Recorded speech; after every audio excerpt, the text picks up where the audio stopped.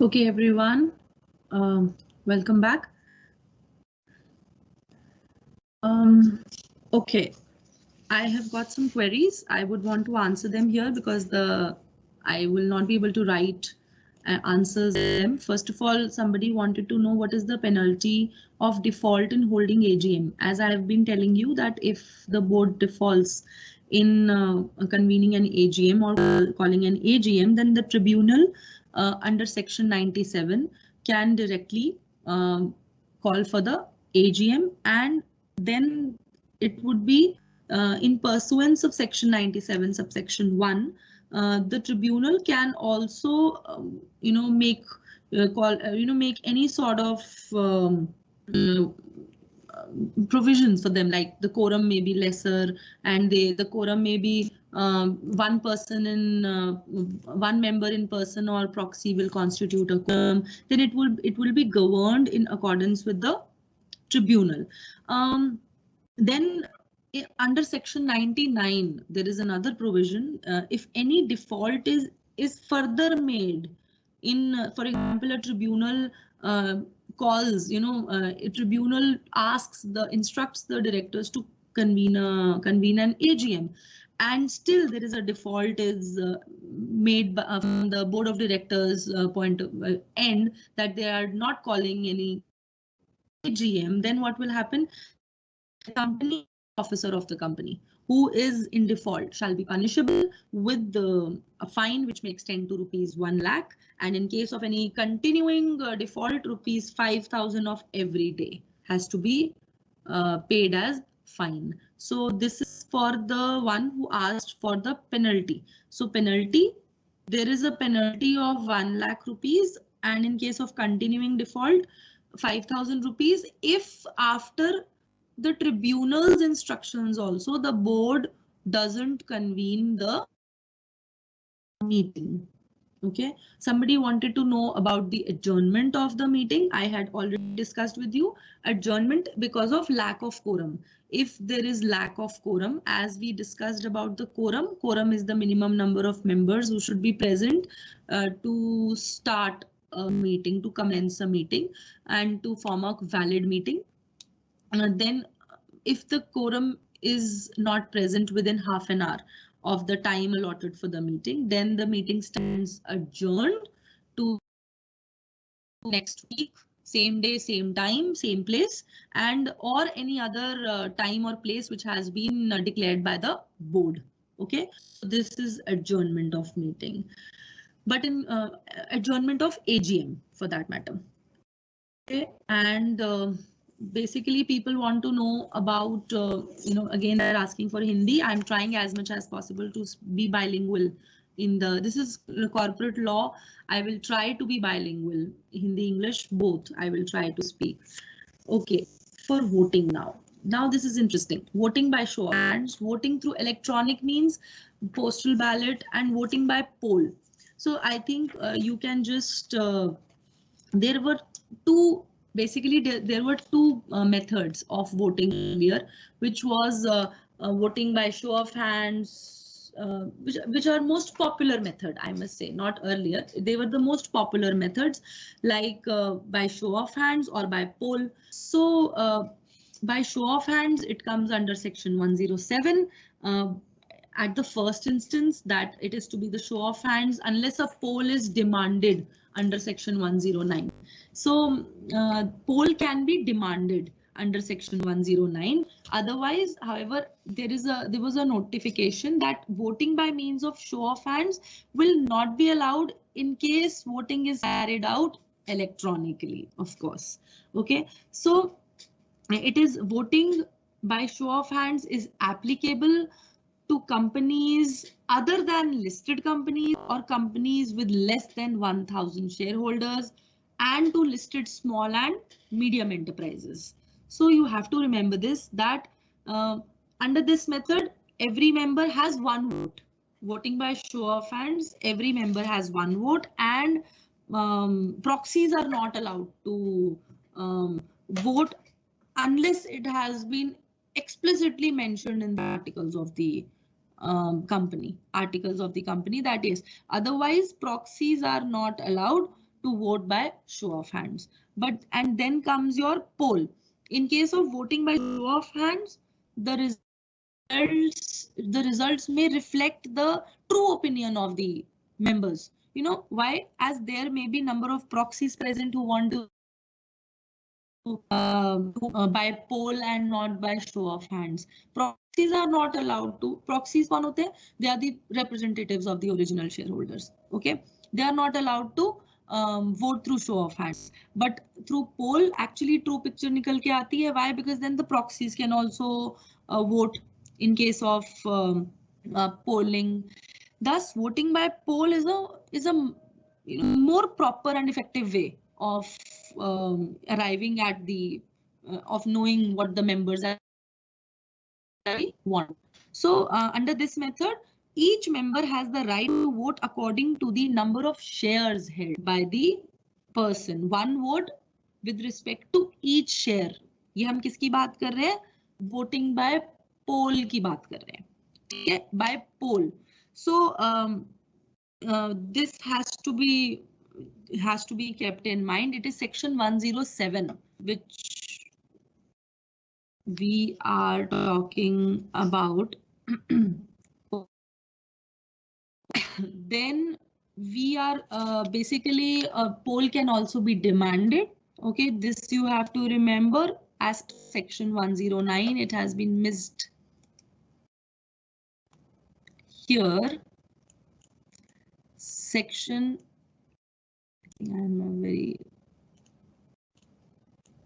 Section 109 has been missed, which talks about demand for poll. Okay, it talks about demand for poll. This is a bad handwriting as I'm trying to write with the mouse. Anyways, doesn't matter. Demand for poll, you can note down somewhere that this voting can be demand for poll can be ordered, and when a poll is basically demanded and ordered to be taken, the result of voting by show of hands stands automatically negated or cancelled. Okay, because voting by poll is a better option, certainly. Okay, then we have certain aspects which we need to consider here is voting by electronic means. First of all, voting by electronic means is, most of the small shareholders cannot travel to another city where the general body meeting is being held. This electronic means is something which is given a boon to the voting, because now as a result small shareholders, they allege that their concerns are never paid heed to. That means small shareholders are always saying that unki problems nahi their concerns are never paid heed to. That means they cannot come up because they cannot visit the registered office where the meeting is going on. So this electronic way of voting has actually given a boon to a lot of activism from the members' point of view, because now they can cast their vote electronically, and e-voting mechanism has been taken up by the companies. Investors can finally have a say in the company matters. Earlier, because of the traveling things, they would never, many of the people are reluctant to travel for meetings, and that shareholders are widespread. They are across the globe. They cannot always visit the registered office or the place of meeting. So this e-voting ensures that they have a say in the company matters and they can vote. So e-voting basically is an electronic system where the shareholders can vote on resolutions in the electronic form. Okay, they are given login IDs. Okay, they are provided with the login IDs, and a secure online platform is provided to them. A unique ID is provided to them, and they cast their votes. Okay, they are sent through emails. A unique ID is provided to them. A proper checklist is provided to them, whether they agree or they disagree on this particular resolution which needs to be taken. So it's a very organized and a very proper method of electronic means. So there is a proper online, proper way of casting votes electronically. So this is section 108. Then postal ballot.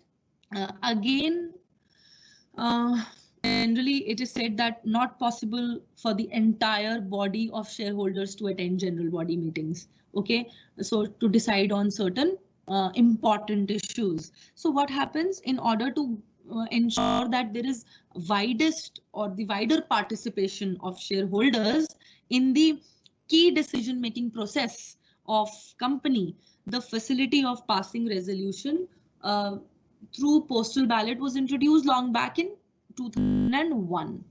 Okay, so what does it do? Hence, what happens is important issues in case of listed companies, such as if there is an alteration in the object clause of the memorandum. Okay, if there is an alteration in the articles, if there is some sort of an approval which is need to be sought from the shareholders regarding buyback of shares, issue of shares with differential voting rights. There are a lot of, these are a lot many meanings which you need to understand. Anyways, so when important issues were to be dealt with and that needed widest or the wider and more participation of shareholders, okay, that could be decided through postal ballots. Okay, so basically things which were transacted through postal ballots were alteration of the object clause, alteration of articles of association, change in the registered office of the company, then change in objects for which a company has raised money. For example, a company has raised money for a particular thing, but the object has changed. Now this needs to be asked from the shareholders. Approval needs to be taken from more number of shareholders. So this thing was done through postal ballot. So what does this these are the various ways and means of voting to be followed by the people. So postal ballot basically means voting by post or by electronic mode also now, or through any electronic mode now. So there is certain companies or certain businesses are exempt from conducting business. Some certain businesses are exempted through postal ballots. For example, one person companies and other companies having members up to 200. So they are exempted. And certain things are there which need to be done through postal ballot only, that I just told you. Okay, so while reading this, keep this in your mind. You have to talk about voting by show of hands, voting by poll, that is by poll, and through electronic means and through postal ballot. Please remember this.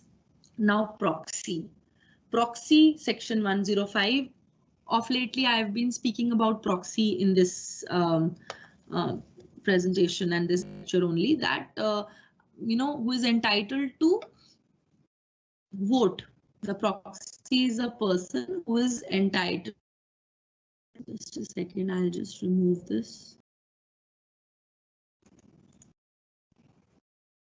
Okay. Okay. Who is entitled to attend and to vote and can appoint another person as a proxy.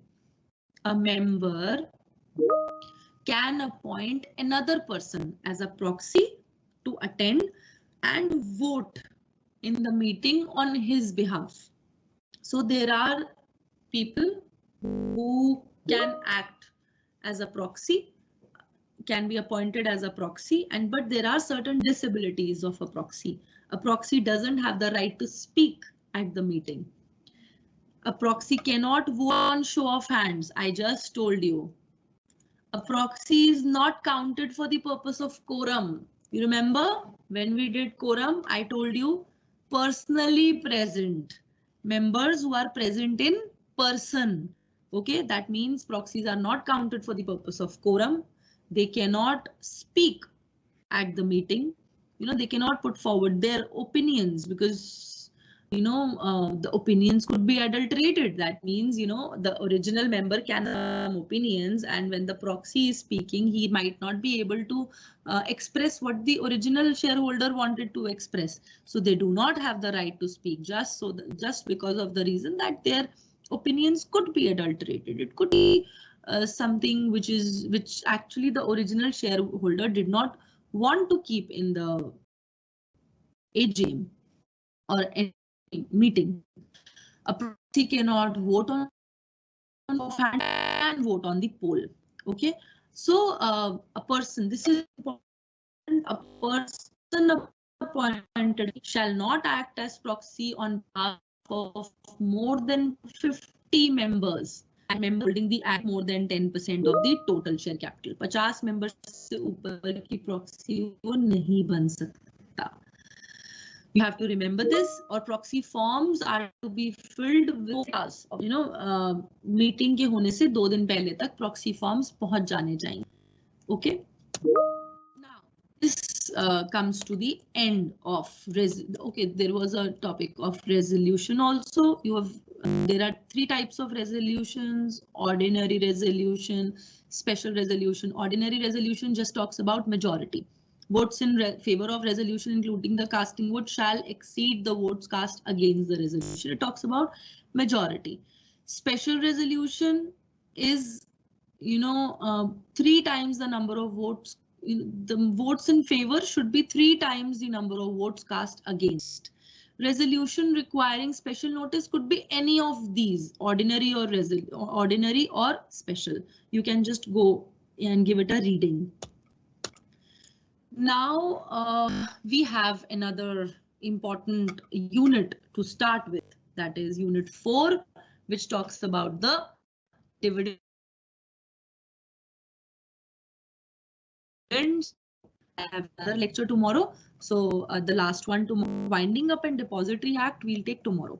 Today I will try to wind up with dividends. Okay, fine. So coming up to dividends, first of all, what is dividend all about? The word dividend basically means dividing, to be divided, something to be divided. And there is a Latin word dividendum, which means divided. Now, what is dividing? What do you want? What does the company want to be divided? Basically, whatever profits the company is making. Okay, after setting aside important aspects, like after setting aside losses, after recovering from the profits, a lot of things keeping aside, if some profit is left, that is divided amongst the shareholders. Basically, dividend means the portion of profit received by the shareholders from the company's net profit, which is legally available for distribution amongst the members. The portion of net profits which is legally available to be distributed. Dividend देना, dividend क्या है? Return on share capital है.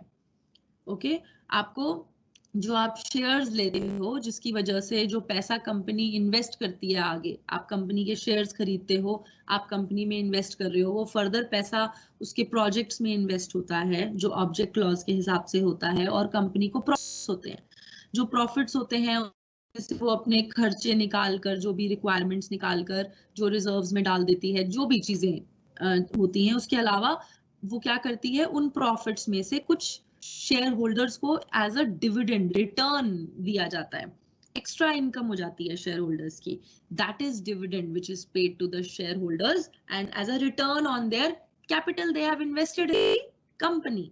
Okay, तो this is a very important thing which everyone should know. So basically it is a share of profit which is distributed amongst the shareholders, and both equity and preference shareholders get the dividend, can be paid on equity or preference shares both. Types of dividend, 3 तरीके के dividends होते हैं. Okay, interim dividend, final dividend, preference share dividend. तो basically सबसे पहले तो मैं interim dividend की बात बता देती हूँ. इंटरिम डिविडेंड क्या होता है? व्हेन अ कंपनी, सबसे पहले फाइनल डिविडेंड की बात करते हैं.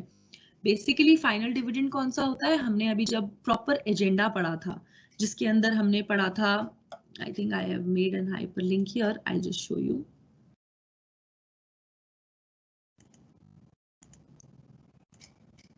Yeah, when we did proper agenda, जब हमने ordinary business की बात करी थी, उसके अंदर declaration of dividend एक agenda item होती है जो हमने AGM में follow करनी है, right?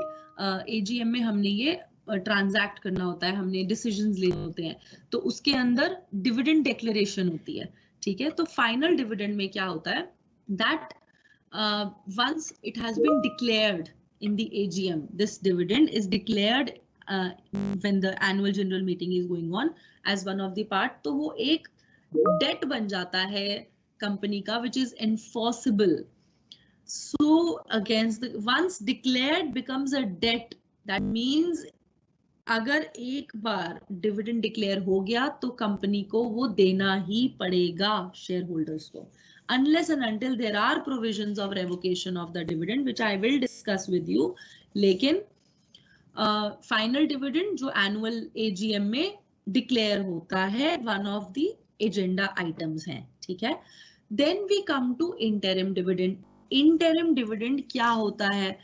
जैसे कि sometimes when a company has made sufficient profits in a particular year, a company has made sufficient portion of the sufficient profits in the particular year, अच्छा प्रोस्पेक्ट है आगे रिमेनिंग ईयर में भी हमें अच्छा प्रॉफिट होगा, तो क्या होता है?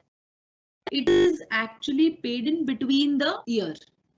उसमें in between the directors may declare a dividend even before the presentation of the accounts in the AGM.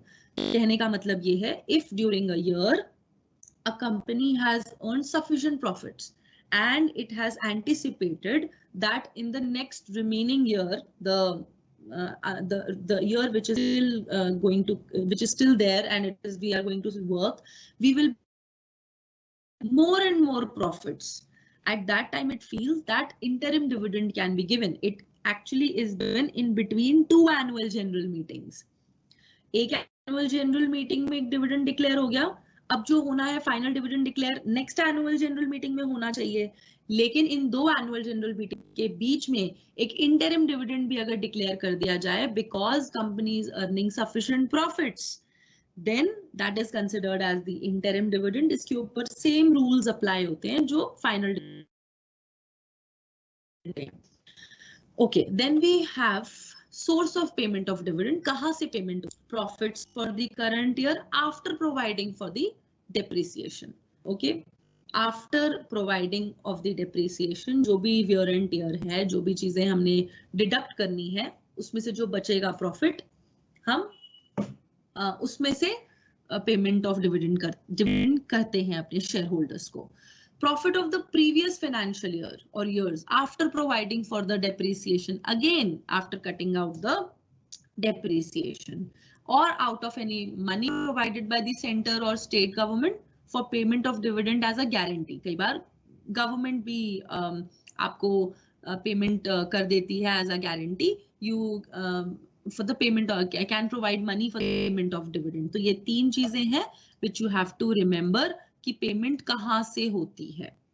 Okay, then we have okay important aspect, dividend cannot be paid out of capital.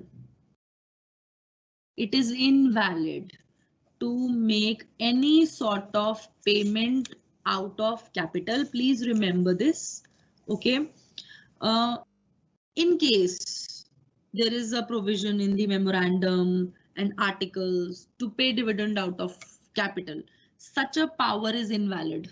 Always remember this.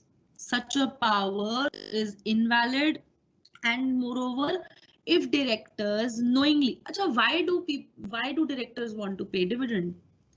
You know, paying dividend to the shareholders is a kind of a repute which the company is earning. They are giving return on share capital, and that means the company is earning profits. That is why it is giving dividends, and it gains repute. It attracts more shareholders.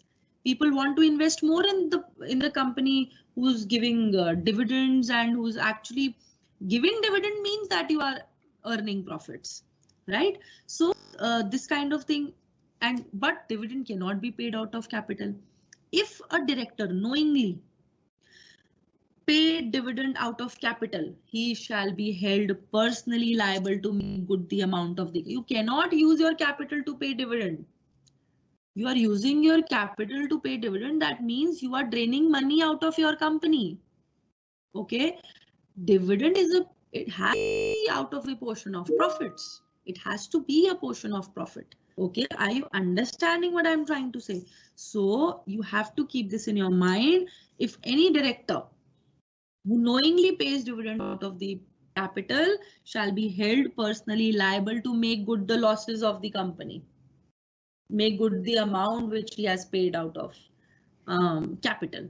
Okay, now there are certain legal provisions relating to the payment of dividend. Okay, at first a resolution has to be made at a general meeting. I told you ordinary business है जो deal किया जाता है. Payment of dividend in portion to amount paid up. So what does this mean? If the articles of association authorize, okay, the company can pay dividend in proportion to the amount paid up on each share. It has to be authorized by the articles first. There has to be an authorization by the articles that the dividend will be paid in proportion to the paid up capital. For example, a person has bought a share of 10 rupees. The nominal value of the face value is, 10 rupees. Okay. And he has paid only 4 rupees out of that. Paid up value is ₹4. So he will be paid dividend in accordance with the paid up capital. So it would be obviously lesser. So this provision has to be made on the in the articles. First of all, if the company wants to pay like this, paid up amount पर हम उसकी proportion पर हम dividend देंगे, पूरी nominal value पे हम नहीं dividend देंगे, ये articles में होना चाहिए. If it is not mentioned, in the absence of a provision articles authorizing payment of dividend in proportion to the amount paid up, dividend is paid in the proportion of the nominal value of each share. Okay, अगर दे रखा है articles में कि हम इस तरीके से payment कर सकते हैं in proportion to the paid up amount, it is fine. अगर नहीं दे रखा, then it has to be done in accordance with the nominal value of the share. फिर वो पूरे 10 रुपए पे देना पड़ेगा, फिर वो ज्यादा डिविडेंड देना पड़ेगा. ठीक है. Dividend to be paid only out of profits. This I have just done. Okay. No company can pay dividend in any year without charging depreciation in the profit and loss account. Okay. पहले हमें अपनी company का standing देखना है, financial standing. Okay. And thus we have to check that we are actually important costs have been recovered. Okay, so before declaration of dividend, first of all, charging depreciation is very important. Before declaration of dividend, a company may transfer a portion from the profits to the reserves of the company. The company is free to decide the percentage which they would want to transfer to the reserves. Obviously a company, why do we need reserves? We need reserves for any sort of emergency, for any sort of need of money later on. Okay, and out of that profit which the firm has made, the company has made, a transfer can be made to the reserves. Any percentage can be decided. Okay. No company can declare dividend till its past losses and depreciation has been set off against its current year's profit of the company. So till the time past losses and depreciation have been set off against current year profit, आप dividend declare नहीं कर सकते. Okay, so they have to be paid only out of profits which are after the depreciation, after setting off the losses, and transferring to the reserves. Okay. Now what happens in case of inadequacy or absence of profits? Section 123 बोलता है that dividend can be paid only out of free reserves. That is, अगर absence of profit हो तो it can be paid only out of free reserves. That is, जो previous years में हमें profit हुए थे और वो accumulate हुआ है और we can make dividend, payment of dividend can be done out of that. लेकिन this needs to be followed. What needs to be followed? These things need to be followed. Rule 3 of the company's declaration and payment of dividend rules 2014. अब आप देखेंगे एक चीज आपको, I'll just give you one thing. I'll tell you. See, these rules have been made in 2014. New Companies Act came up in 2013. So these rules are actually supplementing the provisions in the Act. Okay, these rules are formulated later on and supplement and they add on to the interpretation of the law. Okay, so लेकिन अगर inadequacy है या absence of profit है तो हम accumulated profits में से dividend दे सकते हैं, but उसमें हमें कुछ rules follow करने पड़ेंगे. वो rules क्या होंगे कि पिछले 3 साल में जितने हमने dividends दिए हैं उसका average इस बार का rate of dividend उससे exceed नहीं करना चाहिए. That means rate of dividend declared shall not exceed the average rates at which dividends declared by it in the 3 immediately preceding years. Total amount drawn from the accumulated profits or reserves should not be more than 1/10 of its paid up share capital plus free reserves. तो हमें जब हमें profits नहीं हो रहे हैं और हम dividend देना चाहते हैं तो we have to make sure that these things are followed. Amounts so withdrawn shall be used to set off losses first, okay, and then in the financial year in respect of dividend to be declared, set off losses incurred in the financial year. पहले तो उस दिन उस साल का जिस सालों में हमें प्रॉफिट नहीं हुआ है तो हम पहले जो ये फ्री रिजर्व्स निकालेंगे, पहले हम उसके साथ क्या करेंगे, हम पहले उससे अपने इस साल के लॉसेस की भरपाई करेंगे, उसके बाद हम डिविडेंड डिक्लेरेशन का सोचेंगे. And balance of the reserves after withdrawal should not fall below 15% of its paid up share capital. Okay. Now the amount, अब जब एक बार dividend declare हो गया है, the amount has to be deposited within 5 days of declaration in the scheduled bank.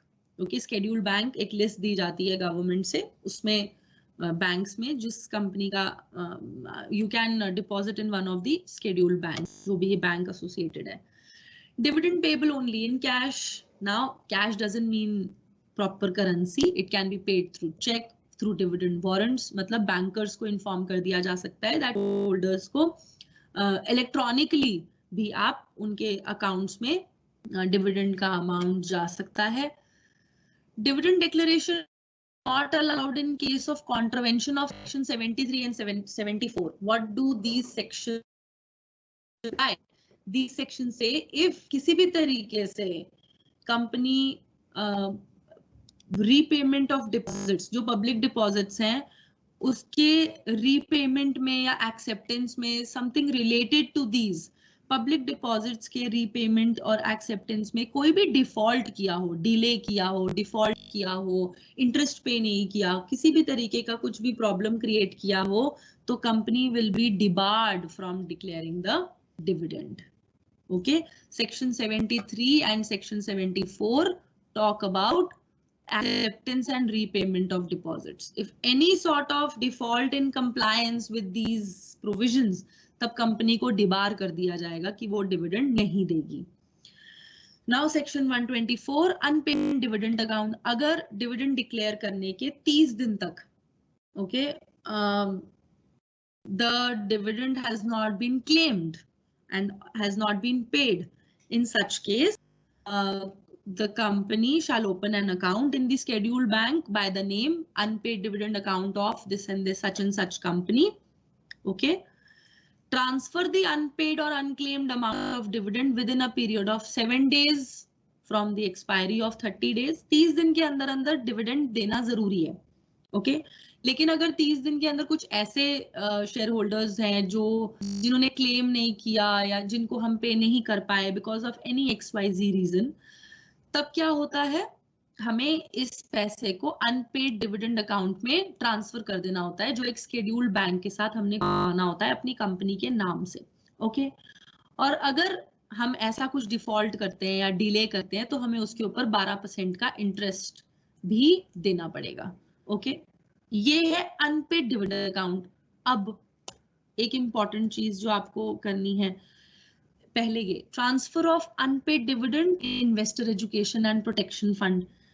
अगर unpaid और unclaimed जो हमारा डिविडेंड अकाउंट था उसमें से 7 साल तक अमाउंट ट्रांसफर नहीं हो पाता, it has remain unpaid, it has remain unclaimed, तब क्या होगा, हम investor education and protection fund में ये पैसा ट्रांसफर कर देंगे, which has been set up by central government. ये पैसा investor education and protection fund में चला जाता है। ठीक है, now punishment for failure to distribute the dividend. I have told you,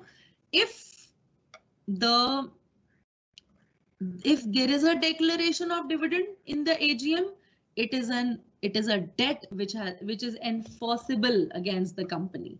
अब वो देना ही देना है।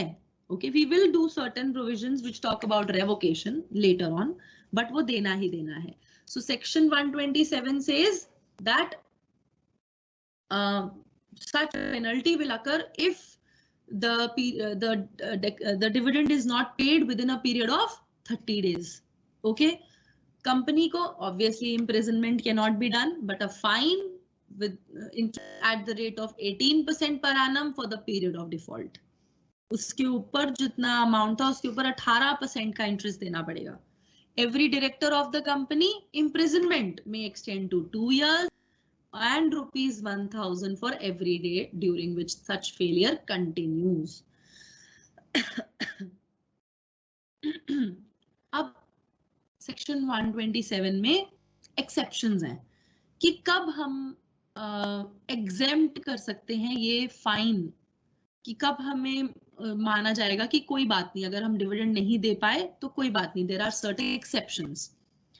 If by operation of any law हम डिविडेंड नहीं दे पा रहे हैं, shareholders direction, shareholder has given directions to the company regarding the payment of dividend and those directions cannot be complied with and same has been communicated to him. shareholders ने किसी वे और mean कोई अलग से तरीका बताया था कि इस तरीके से आप पेमेंट मुझे डिविडेंड की कर दीजिए, और वो डायरेक्शंस कंपनी फॉलो नहीं कर पाई और शेयर होल्डर को भी हमने कम्युनिकेट कर दी है ये चीज कि हम इस तरीके से आपको पेमेंट नहीं कर पाए हैं और 30 दिन तक हम नहीं कर पाए। This could be now made as exception. If there is a dispute, dividends के पीछे dispute है with shareholder, when there is a dispute regarding the right to receive the dividend, किसका right है receive करने का, अगर कोई इस तरीके का conflict है amongst the shareholders. Dividend adjustment, कई बारी क्या होता है, shareholder से कुछ amount due है, कोई calls due है या कुछ भी some amount is due from a particular shareholder. Then dividend has been lawfully adjusted in that dividend can be adjusted in accordance with the sum due from the shareholder. Okay, so now comes your revocation of declared dividend or interim dividend. कब revoke किया जा सकता है? सबसे पहली बात, ordinarily it cannot be revoked. Ordinarily it is a very important thing, it cannot be revoked. अगर case भी हो सकता है एक कंपनी के ऊपर अगर वो डिक्लेयर करने के बाद नहीं देती है dividend, but in case illegally dividend declare किया गया हो, इलीगली मतलब जो हमने आपको प्रोविजंस बताए वो फॉलो नहीं किए गए और डिविडेंड डिक्लेयर करने की करी, तब डिक्लेयर हम वोकेशन कर सकते हैं। या फिर where extraordinary events intervening after the declaration actually have happened, like due to fire company's property has been destroyed, कोई war हो जाए, there is an outbreak of the war, so some contingencies, some emergency situations have happened, okay? और या फिर कोई ऐसा tax burden आ जाए company के ऊपर suddenly after the declaration of the dividend कि कंपनी नहीं कंजर्व कर पाई हमारे प्रॉफिट और उसको वो tax, such killing tax has come up, that burden of tax has to be given, the tax has to be given by the company and this burden of tax has to be borne by the company, तब वो नहीं कर पाई। तो अगर ऐसे कोई events हो जाएं, उस केस में क्या होता है, रेवोकेशन हो जाए। रेवोकेशन मतलब कैंसिलेशन, हम नहीं दे रहे हैं। Revocation means when we are cancelling, we are not paying the dividend. तो ये बहुत कम केसेस में होता है। अगर एक बार वैसे डिक्लेयर हो गया है तो डिविडेंड देना बहुत जरूरी है। Then we have audit and auditors. First of all, many stringent have come up in New Companies Act 2013 with respect to the appointment and independence of auditors. पहली बात ये कि independence of auditors, हर जगह हम independence की बात कर रहे हैं। Independence of board. We have to have independent directors on board. Those who do not have any pecuniary and material interest in the affairs of the company. है ना, we talk about them. We talk about, similarly we are talking about independence of auditors. Auditors को हमारी company में जो जिस भी company के वो ऑडिटर्स हैं उसमें कोई पेक्यूनियरी मटेरियल इंटरेस्ट नहीं होना चाहिए. Then only they will be, unbiased towards their work, towards their occupation which they are doing. So Companies Act ने stringent measures बनाए हैं in order to have appointment and independence of auditors and to check misappropriation and misapplication of funds by directors in connivence with the, मतलब directors और auditors मिलके कोई misappropriation या misapplication of funds ना कर लें। तो सबसे पहले appointment of auditors, appointment of first auditors, ये बोला जाता है कि board of directors shall appoint an individual or firm. एक individual who is a chartered accountant can also be can also be appointed as the first auditor, या फिर firm can be, जो chartered accountants की firm है वो भी first auditors बनाए जा सकते हैं by the board of directors. Okay, within 30 days of the registration of the company, हम आपको otherwise appointment of auditors क्या है? Appointment of auditors is a ordinary business which is, याद है ये रहा, appointment of auditors is an ordinary business which needs to be transacted in the AGM, right?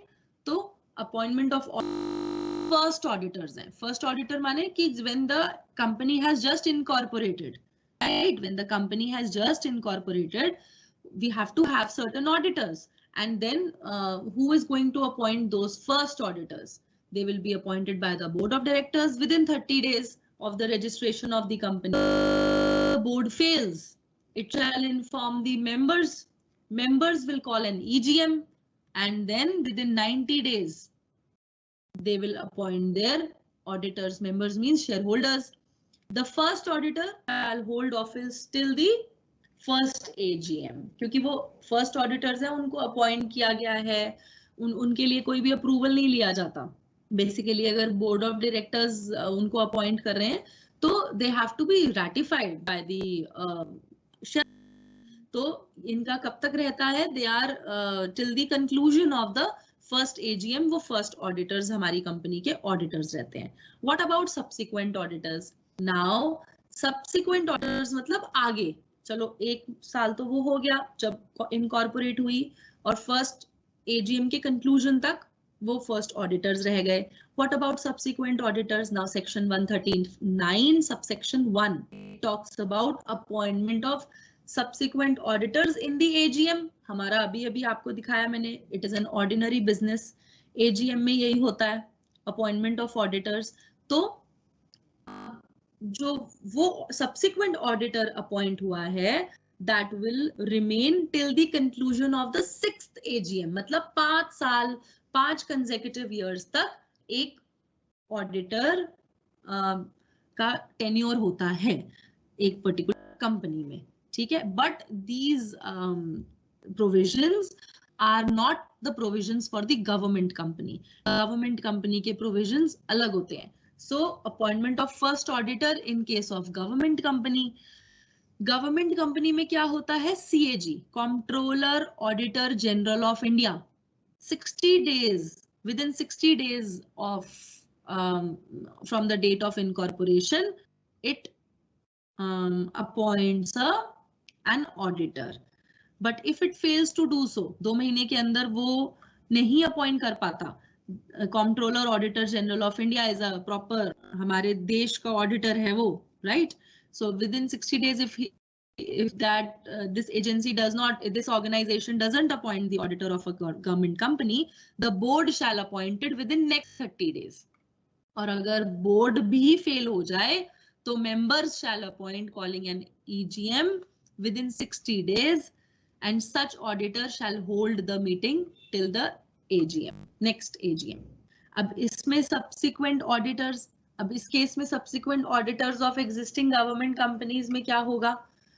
The CAG, again, Comptroller Auditor General of India shall appoint the auditor within a period of 180 days from the commencement of the financial year. ये सारे provisions हैं, ये आपको थोड़ा सा याद रखना पड़ेगा, please. Okay, you have to learn them a little in order to have better understanding of the act. Okay. Eligibility and qualification of auditor. Simple, only a chartered accountant or a firm where majority of partners practicing in India are chartered accountants can be appointed as auditor. Okay, ये eligibility and qualification. Then where a firm including LLP is appointed as an auditor, only partners who are chartered accountants shall be authorized to sign. जहाँ पर LLP है, जिसको हमने auditor बनाया है, वहां पर उसके वो वाले partners, क्योंकि LLP में designated partners बोलते हैं, वहां पर members नहीं बोलते.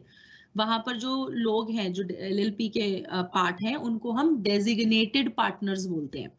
Okay, so only the partners who are chartered accountants shall be authorized to act and sign on behalf of the firm, that is LLP. ठीक है? Disqualification. Okay, a lot is there in disqualification which you need to read properly. Disqualification of auditor. अब हम बात करते हैं auditor की independence की, ठीक है? तो ऑडिटर को इन ऑर्डर टू एंश्योर कि हमारा ऑडिटर इंडिपेंडेंट हो, वो अनबायस्ड हो, उसको कोई भी तरीके का पिक्यूनियरी या मटेरियल इंटरेस्ट हमारी कंपनी में ना हो, मतलब जिस भी कंपनी का वो ऑडिटर है उसमें ना हो, तो क्या होना चाहिए?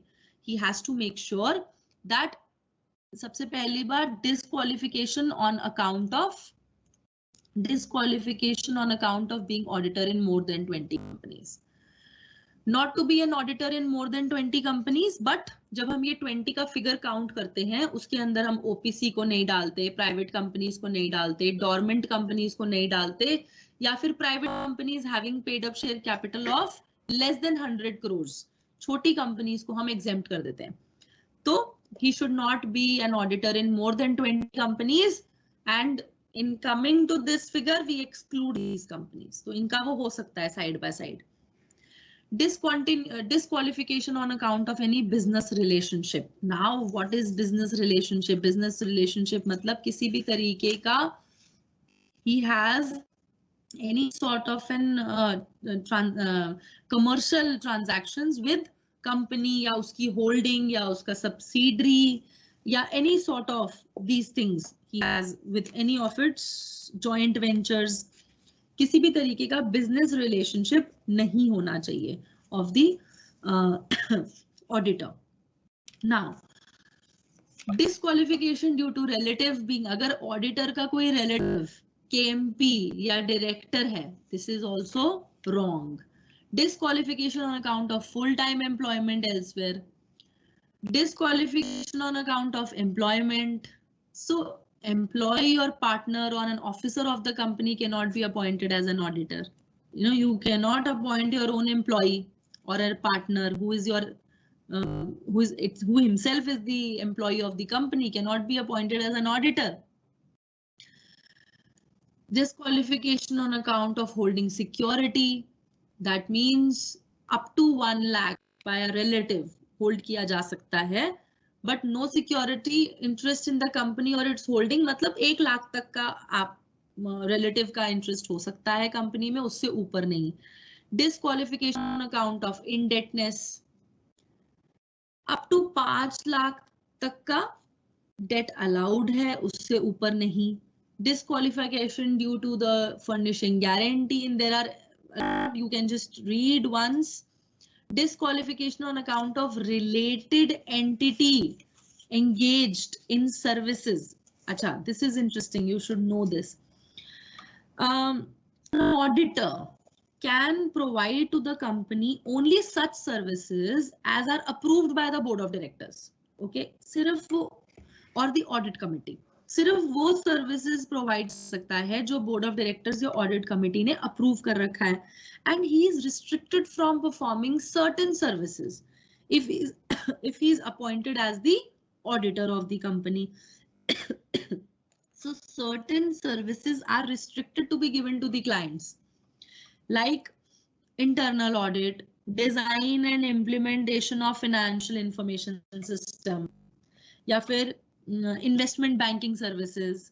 ये सारी सर्विसेज ऑडिटर नहीं देगा कंपनी को, because this can lead to different kind of representation of facts. तो मैनेजमेंट सर्विसेज या फिर इन्वेस्टमेंट एडवाइजरी सर्विसेज, यहाँ इन्वेस्ट करिए, यहाँ इन्वेस्ट करिए, ऑडिटर ये सब नहीं बताएगा. Auditor has to keep a check on the any sort of the kind of financial statements the firm is preparing and whether it is true and fair or not. Okay, so auditor, ये जो under section 144 के अंदर कई चीजें हैं जो auditor नहीं provide कर सकता, तो that is, if he does that, it actually leads to disqualification of the auditor. Disqualification on account of fraud, obviously. Appointment of a multidisciplinary firm. So these are certain things which you can just go on and read. Okay. Okay. So just a second. Okay. Then rotation of directors. Yes. Directors need to, rotation of auditors. Sorry.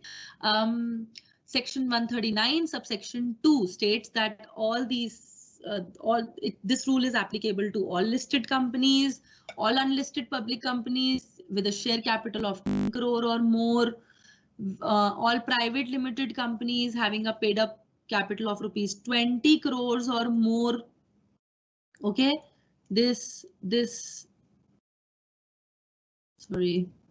all listed companies, all companies having a paid up share capital of the threshold which has been given in the points above, but having public borrowings of 50 crores or more.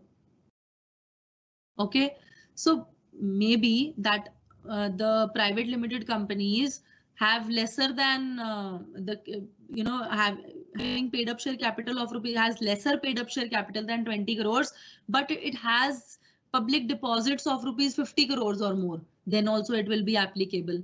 So whichever company has public deposits or public borrowings, that company will also come under the ambit of rotation of auditors. Now the concept of rotation of auditors, it is not going to apply on OPC and small companies. So if there are individual auditors, those auditors have to every 5 years they have to rotate. Okay, but if it is an audit firm, it will rotate every 10 years. Okay, 5 plus 5, they can be the audit firm can complete 2 terms of 5 consecutive years. Okay, but after that they will not be allowed to get reappointed for in the same company for 5 years. Okay, removal of auditors. Yes, if the auditor has to be removed for the expiry of the term, it is something which requires a special resolution. It requires central government's approval, and after receiving central government's approval, within 60 days the company shall hold the general meeting. Okay, and the auditor shall be removed, but the auditor has to be given a reasonable opportunity of being heard. Okay, so when we are removing the auditor, it is a big thing. It is not a small thing that we can just remove the auditor. No, when he has to be removed before the expiry of his term, then special resolution, central government's approval is required. After receiving the approval of the central government, we have to call an AGM within a period of 60 days. And then also in the AGM, in general meeting, whatever general meeting we are calling, EGM or AGM, then the auditor concerned shall be given a reasonable opportunity of being heard. Powers and duties of auditors: he can have right to access of the books of accounts, vouchers, anytime he can can access, right to attend general meetings, he has right to receive remuneration, which will be fixed by the board. Then important aspect which you have to do is audit report. Audit report states that whatever auditor has stated, it is to the best of his information and knowledge, okay, about the said accounts and financial statements of the company's affairs, okay. And the auditor's information also states that whether the auditor's report also states that he has received all the information and explanation. Actually, auditor has to tell na, that whatever standards he has applied, whatever kind of information he has sought, whether he has sought information from people or not about the financial statements, whether he was able to have proper books of accounts, whether they are kept in the company or not, whether the balance sheet or profit and loss account are in agreement with the books of returns or not. So whether a branch audit report came to him or not. Branch audit report means, when accounts of branch offices of a company, they should also reach to the auditor of the company, whether they reach the auditor of the company or not in time. Because sometimes the auditor can visit the branch office. If the auditor is not visiting the branch office, then it is the responsibility of branch office to send the all the financial statements to the auditors. So whether all the accounting standards have been complied with or not. So all these aspects have to be taken into consideration for having the audit report in place. So also important aspects are like pending litigations. What he has to give view, the auditor has to give his comment on the thing that if there are certain pending litigations, कोई case चल रहा है company पे, तो उसकी financial performance पे या financial position पर कंपनी की फाइनेंशियल पोजीशन पर उस केस के क्या implications हैं. तो any sort of losses which he can foresee कि कंपनी को आगे जाकर ऐसे लॉसेस हो सकते हैं, अगर कंपनी के कोई लॉन्ग टर्म कॉन्ट्रैक्ट्स चल रहे हैं, इससे मैं फोरसी कर सकता हूं कि ऐसे ऐसे लॉसेस हो सकते हैं. That also needs to be explained in the audit report. So all these things, okay, this is an interesting thing, you should know this. Whether the company had provided requisite disclosure in its financial statements as to holdings as well as dealings in specified bank notes during the period of from 8th November 2016 to 30th December 2016. Remember what happened on 8th November 2016? It was demonetization. So whether these are in accordance with the, whether all these things have been entered in the books of account dealing with the specified bank notes, everything has been put under the accounts or not. So auditors have to give their view on this. Okay. Okay, a lot has been covered in 2 days time by us, and I'm trying to touch upon the topic so that in the maximum possible manner, so that my main purpose here is that you people should be able to comprehend when you will be studying for your examination. Then you people should be able to comprehend what we have read in this open session, what we have been doing in this open session. So my main purpose is that you should get familiar to the topic. Maybe that I might have skipped a few things, but that doesn't mean that you will not be able to cover it. You'll be able to cover it. You'll be able to understand. It just requires some